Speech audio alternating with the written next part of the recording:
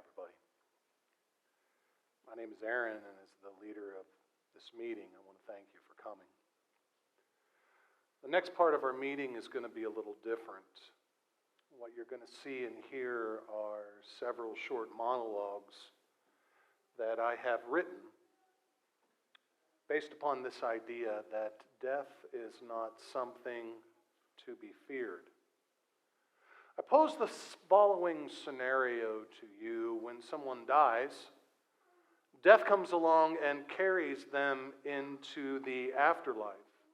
Along the way, death interviews your loved one, and then he compiles a letter based upon what was said to be read this Christmas season at the empty chair. So tonight, I'll read you those letters. Sit back and listen if you would. Experience the words of those that we have loved as they speak to us once again from the empty chair. This is from 54-year-old Bob, who's writing his daughter. Hi, Pumpkin. It was you and me for so long. I never thought your mom would leave us, and I was sure that she was going to take you with her. I can't imagine the hurt you experienced when she decided that she was going to make a new life with him and his family. I know what she did to me. I don't think I ever recovered. I still hear your mom's words echoing in my mind. Worthless. Never will amount to anything. Broken. Can't be fixed. She called me a dreamer, but she called my dreams stupid. When she left, it was like someone took my man card and ran it through the paper shredder over and over and over again. When I think about the way it was, I feel like all I have left sits like dust in my hands, waiting for a strong wind to blow it away. I think that's why I didn't finish much after she left. I think it's why I quit pursuing my dreams and I took that night job. Every night it was the same thing. Me in a lonely office begging for the phone to ring. I think that's why we quit going to church. I lost my hope. I lost my way. As a result, I caved. I was selfish. I was broken. I wasn't whole. I was bleeding emotionally and spiritually, and I had nothing left to give. Well, that is until recently.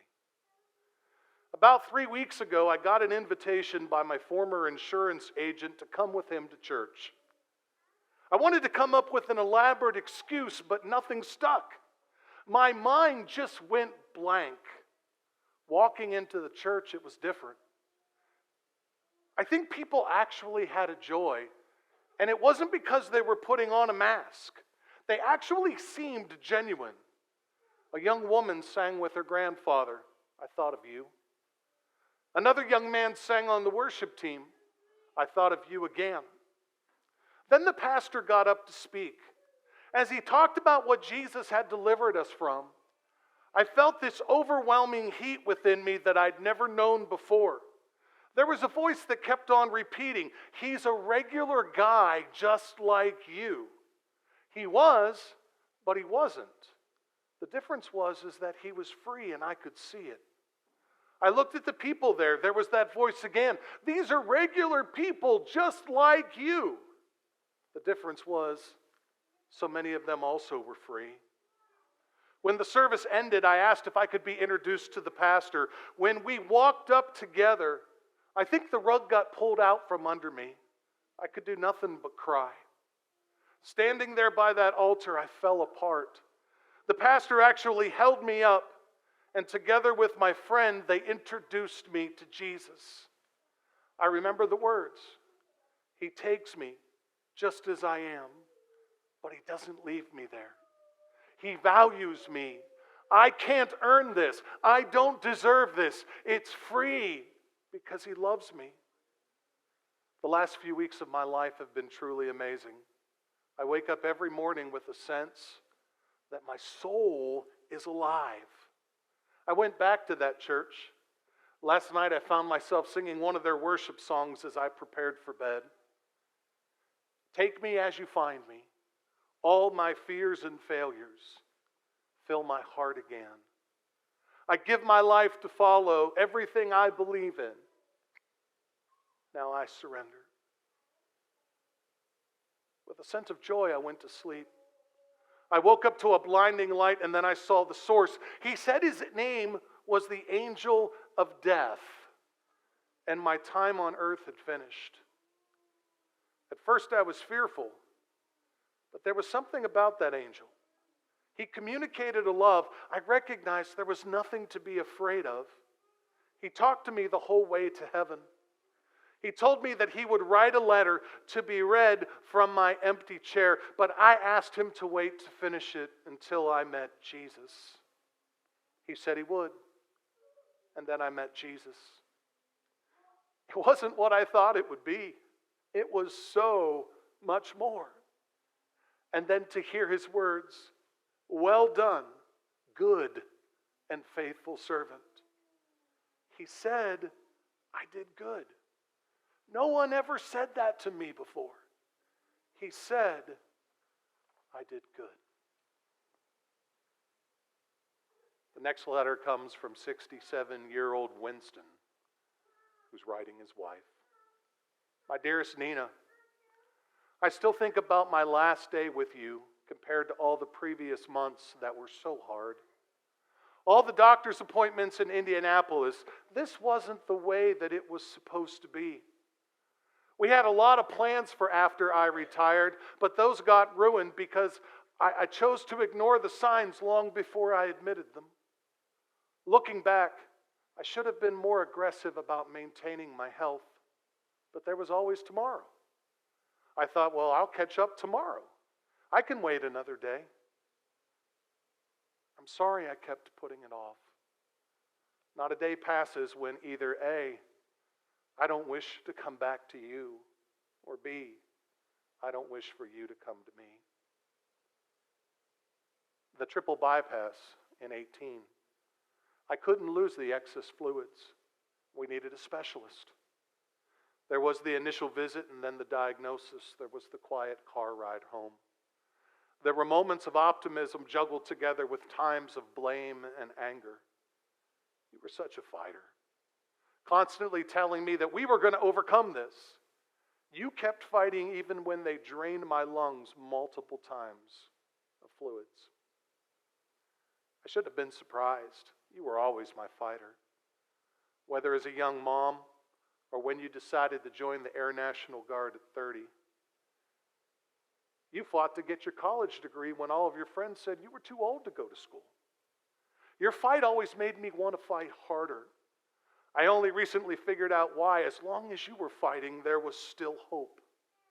But if you quit fighting, it was time to go. Looking back, I think of the day when the doctor came in and said I would have to be on dialysis for the 24 hours a day for the rest of my life. In that moment, I thought your fight was almost gone.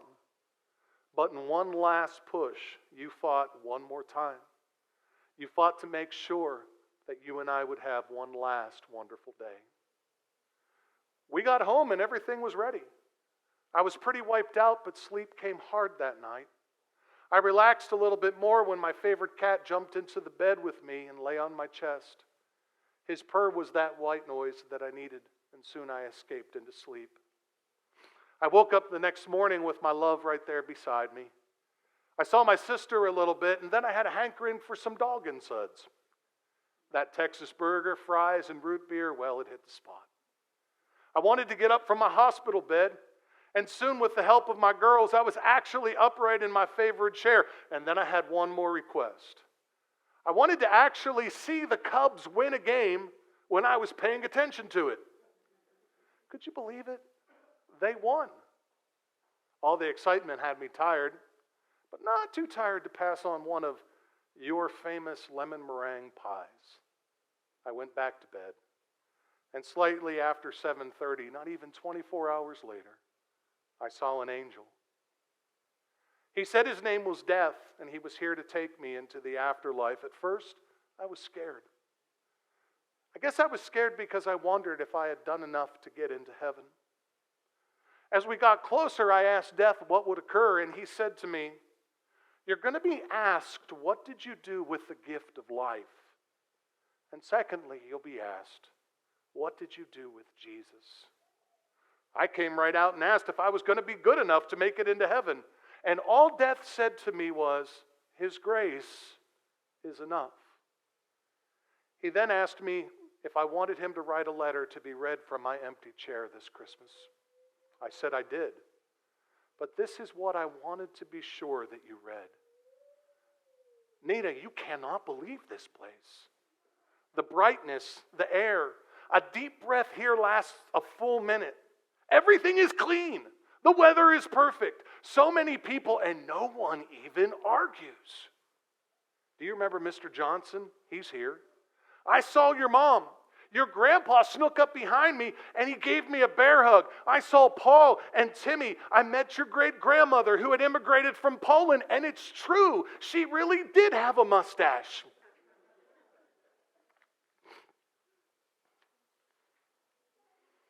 I can run, Nina. There's no more pain.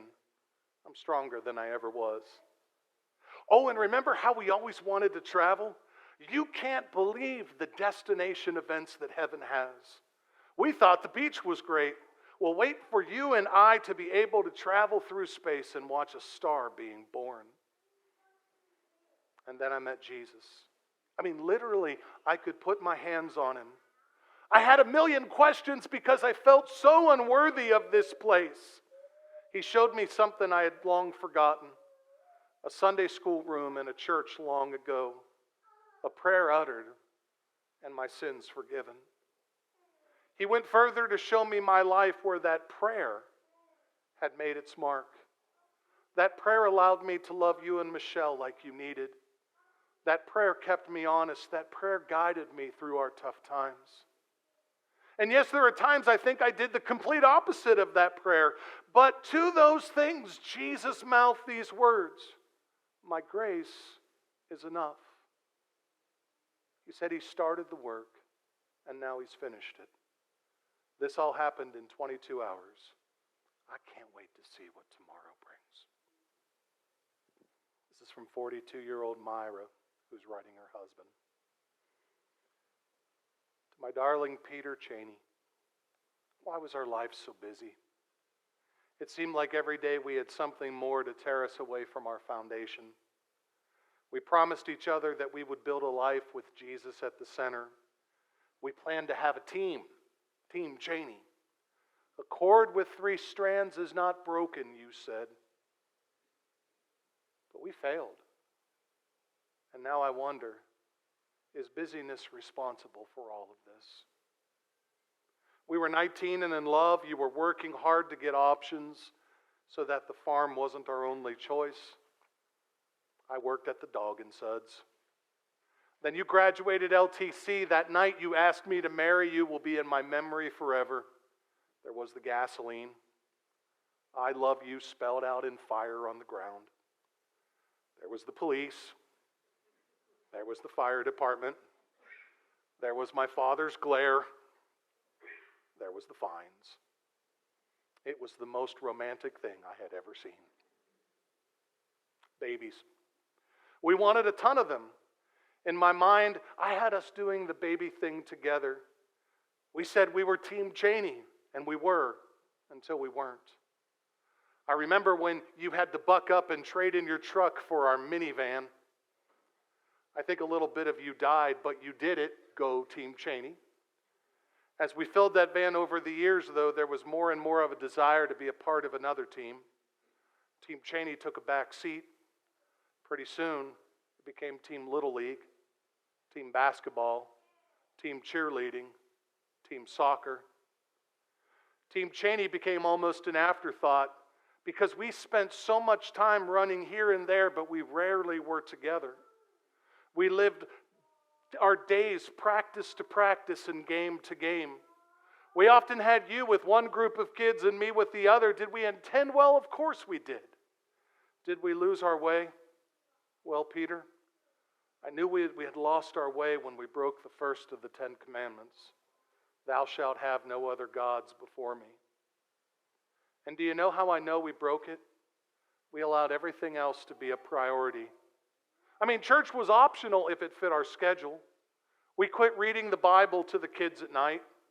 Then the bedrock cracked and shifted under the original Team Cheney when you and I forgot what we said that we would build our lives upon. We became slaves to the idol we allowed to be built. We daily drove our kids to worship at its feet. We lost God's blessing because we didn't do it God's way. I didn't even kiss you when Lainey and I left the house that night. It wasn't because I was mad at you. We just got out of the routine. And I knew I would be back. I wonder now what it was like for you when 2 hours I was supposed to be out became 4, then 6. Did you try to find me on your cell phone? Did you get worried? Was it bedtime when you finally called the police? All I can remember was arguing with her about tomorrow's schedule.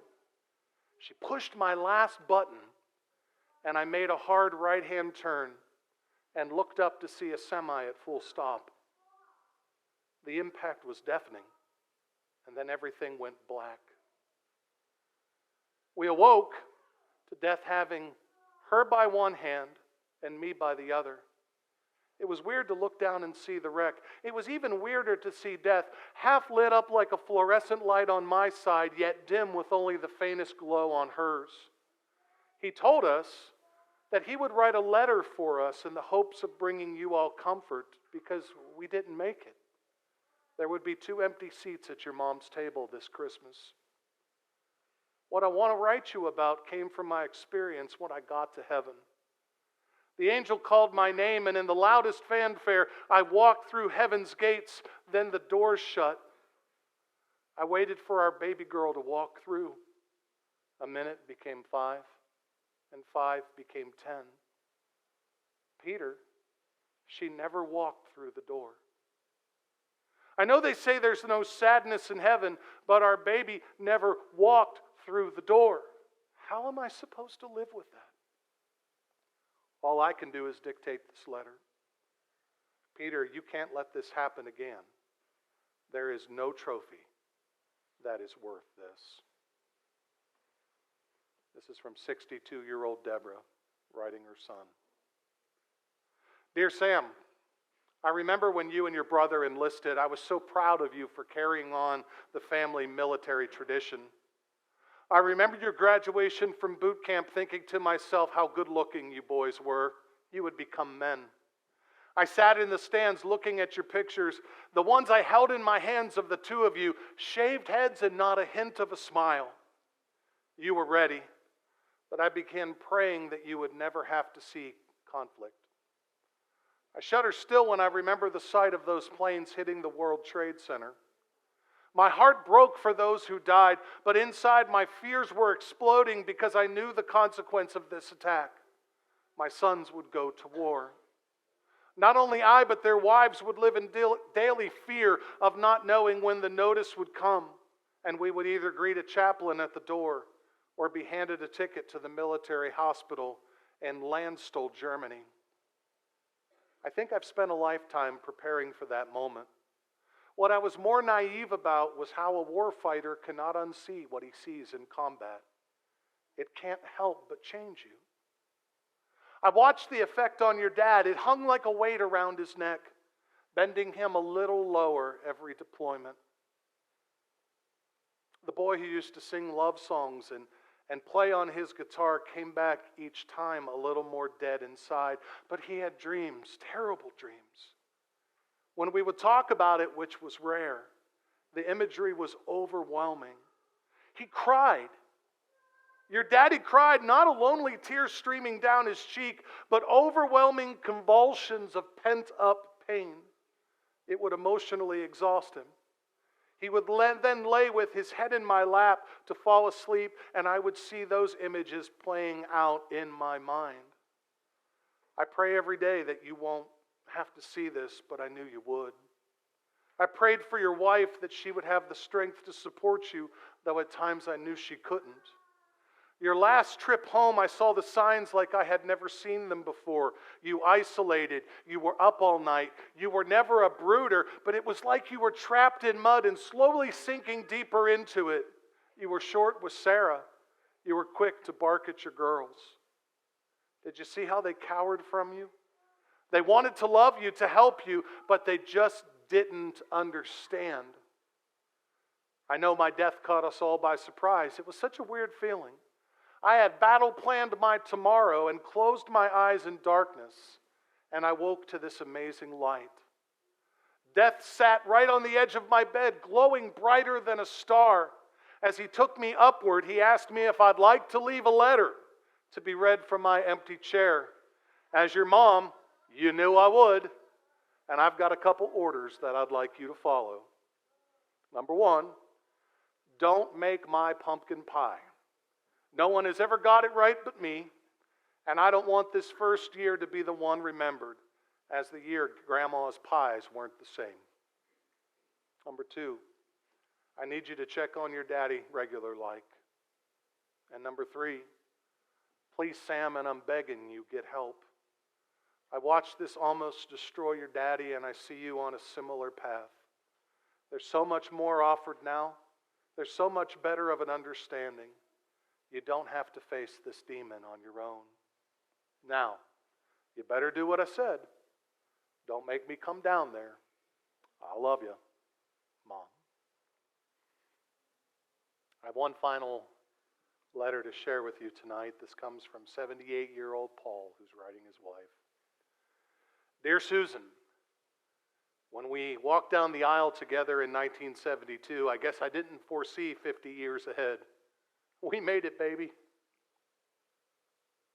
50 years of marriage. 50 years of sharing a life together. We left a legacy that we can be proud of. We honored God. We honored each other. We honored our country, and we honored our home. And I have lived to a good age with no regrets. While I know we went through crisis, and many times it was hard, with God's help, we did it together. And then I died. It wasn't painful. I just kind of slipped away. I was there, and then I was gone. Saw this enormous angel glowing brighter than I had ever seen. He told me he was death, and I needed to come with him. Well, on the way, he asked me a lot of questions about myself. Told him a couple of grandpa jokes. Reflected on how bad the Bears were this year. Well, every year. I thought I see him smile when I told him about your hair, your smell, and how beautiful you were to me, even 50 years later. He asked me if I wanted to write you, and I said, yeah, but I'd like you to wait and allow me to visit with him once I got settled. He said that it was okay so long as we would have the letter ready by Christmas. Well, Christmas is a few days away. I had Death over for coffee, and we met in my garage. Now, there's a funny thing about garages here in heaven. When Jesus said, I go to prepare a place for you, well, I think he saw it kind of like men in the Midwest. On my street, most of us have a small place about the size of our first apartment. But then there's the garage. You would not believe the size of these garages. And guess what's in the garage? Baby, it's every car we have ever owned. With the exception of those minivans, they weren't my cars, they were yours. But here's the one thing. They were showroom perfect. There was no rust. They all had that new car smell. They were perfect. Everything worked. And I know they weren't replicas. They were my cars. Well, how do I know? I found our stuff in them. In the 66 Mustang, I found my football jacket. It still had that lipstick kiss you put on my elbow after the game when the lineman at Paris heard it. You told me that kisses from you would heal everything. I still believe it. In the 72 Chevelle, I found Stuart's car seat. When I saw it, I thought it looked extra clean, but then I remembered why. To think that I carried his little body in that casket and placed it in the grave and I never cried. I couldn't help cry here. I looked at that seat and wept like a child, and do you know why? Stuart lives 3 blocks away from me. You can't believe these kids. He's 6'4", and I have to say, he looks just like me. He's gorgeous. And then there was that Ford Aerostar. It remains the ugliest van ever made. And it was in my garage, note was. When I saw it there, I pulled it out on the driveway and put a free sign on it. You know, it was funny. Nobody took it. I guess I'll move it back because that was our car, and maybe you'll write about it when you get up here. How many times, well, I did take a peek inside. It looked so different than when we had it. How many times had Jordan run his grubby little fingers along the top of it? I remember those seats covered with McDonald's wrappers and French fries. I'm giggling as I think of the life we had when we drove that van. Well, I suppose I should make this wrap it up, dear. I really can't wait for you to get here. Our first date, we're going to take the Mustang to the Pearly Gates car show. I think there's one about every 3 hours. This is my kind of town. And that's the end of our letters tonight. I hope you heard in the letters that each one referenced the chair that they won't be able to fill this year. Each one shared the best and the worst with one hope in mind. I think anyone who sat in the chair would say this: don't just exist, live. Do the things that make you happy with the people that make you happy. My story, they would say from the chair, may be over, but your story is still being written.